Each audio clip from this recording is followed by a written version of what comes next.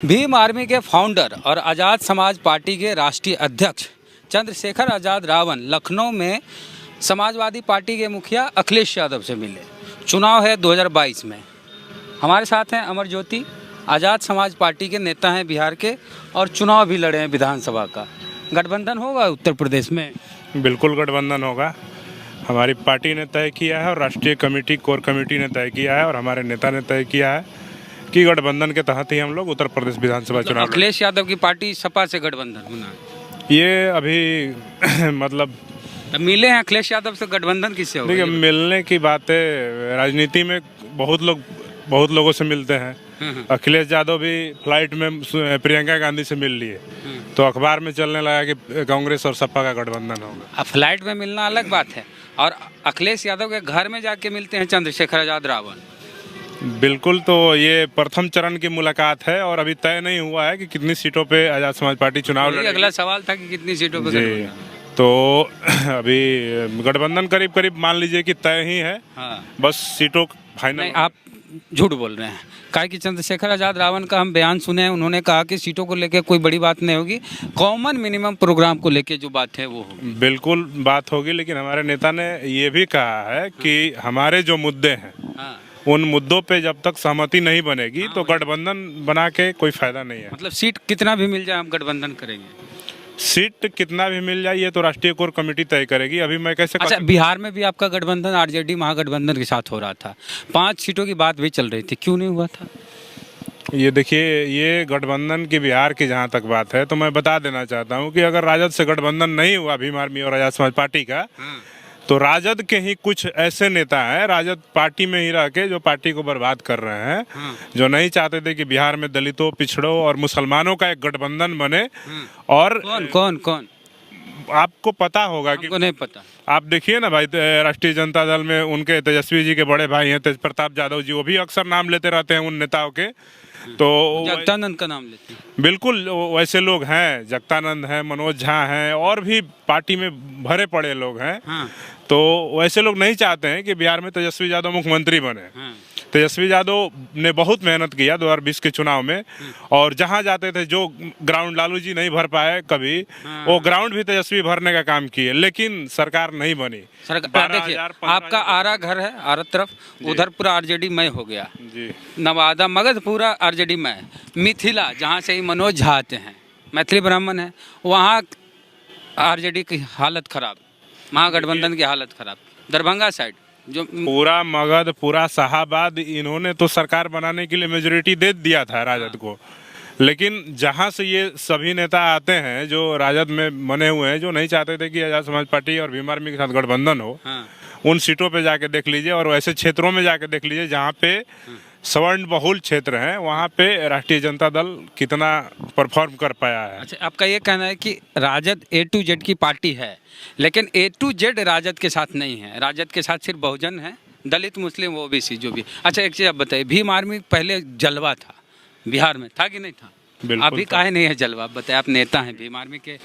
Bhim army का जलवा था, है और हमेशा रहेगा। अभी नहीं है। अभी मैं देखिए बता देना चाहता हूँ कि अभी लॉकडाउन था बीच में, आप देख रहे थे, फिर भी जहाँ भी बिहार में कहीं भी कोई घटनाएं होती नहीं, पहले जो जिस तरह का माहौल था भीम आर्मी का, प्रदेश अध्यक्ष कौन है पता नहीं चलता है, कहीं कोई कार्यक्रम नहीं होता है, आंदोलन नहीं होता है, संगठन भी लगभग खत्म हो चुका है।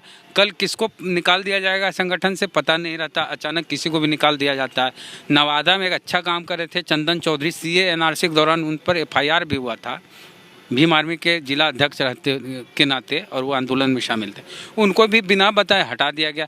तो इस तरह से कैसे होगा? कुछ तो पता ही नहीं चल रहा है कि हो क्या रहा है। देखिए, भीम आर्मी एक विचारधारा वाला संगठन है और आज़ाद समाज पार्टी एक विचारधारा वाला पार्टी है, और वैसे व्यक्तियों को निकाला गया है भीम आर्मी और आज़ाद समाज पार्टी से जो इन विचारधारा से ताल्लुक़ नहीं रखते थे, और बाद में जा कर के उनका अपना विचारधारा बदल गया। और भीम आर्मी कमज़ोर नहीं है, भीम आर्मी मजबूत है, और आने वाले समय में आपको दिख जाएगा कि भीम आर्मी संगठन कमज़ोर नहीं हुआ।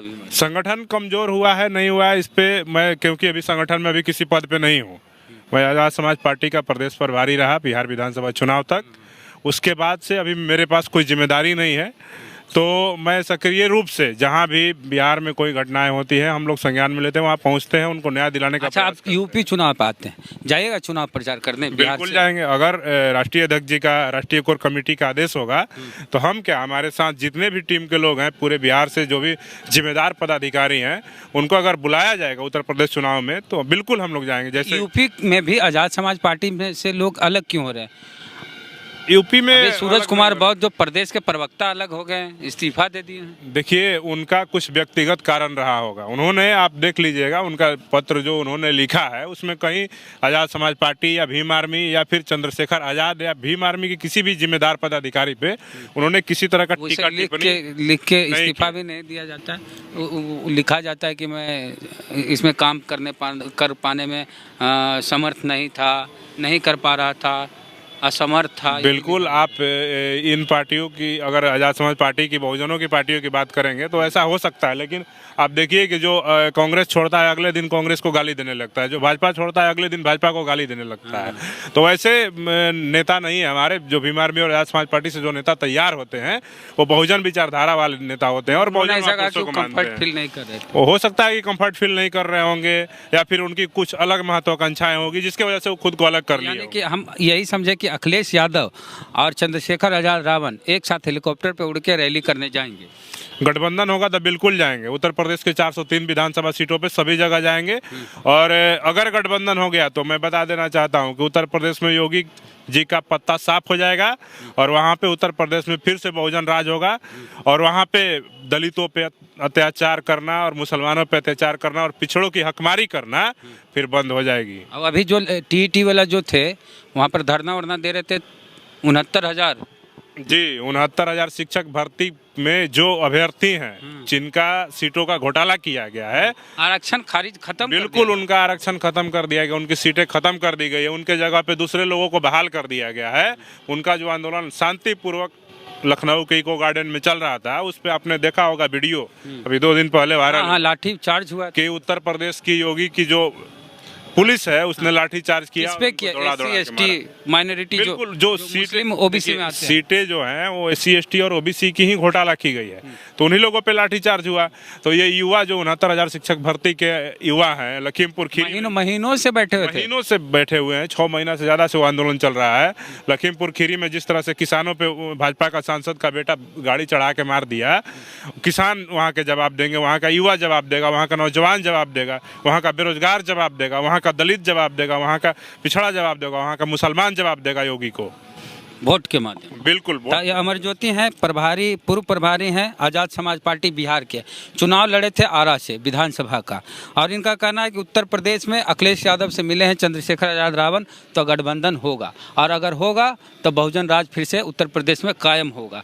इनकी बात को लेकर आपकी क्या प्रतिक्रिया है, कमेंट बॉक्स में ज़रूर लिखें।